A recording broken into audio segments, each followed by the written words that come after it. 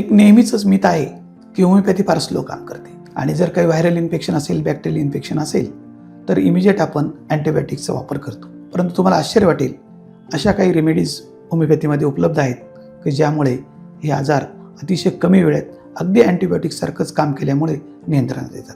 त्यातील पहिलं रेमेडी आहे मायरिस्टिका. कुठेही जर बॉईल आलं, त्याला मराठीत बेंड म्हणतात, जर असा संसर्ग झाला असेल रक्तामध्ये तर त्यावेळेस तीव्र जर वेदना होत असेल तर हे मेडिसिन खूप चांगल्या रीतीने काम करू शकतं. हिपारसल म्हणून एक दुसरं रेमेडी आहे. वारंवार सर्दी खोकला होणं, घशात पस फॉर्मेशन होणं किंवा स्किन इन्फेक्शनमध्ये हिपारसल अँटीबायोटिक्ससारखंच काम करतं. याशिवाय मर्कसॉल ही रेमेडी आहे.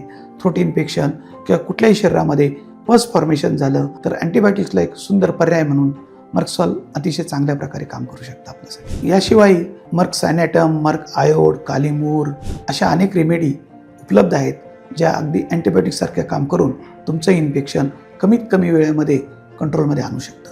तर मग प्रत्येक वेळेस छोट्या छोट्या गोष्टींसाठी अँटीबायोटिक्स घेण्यापेक्षा होमिओपॅथीचा अवलंब एकदा जरूर करून बघा. होमिओपॅथी सेफ आहे, शुअर आहे, परमनंट दुरुस्त करतं, पण कॉस्ट इफेक्टिव्ह आहे आणि सगळ्यात महत्त्वाचं म्हणजे साईड इफेक्ट अजिबात नाही.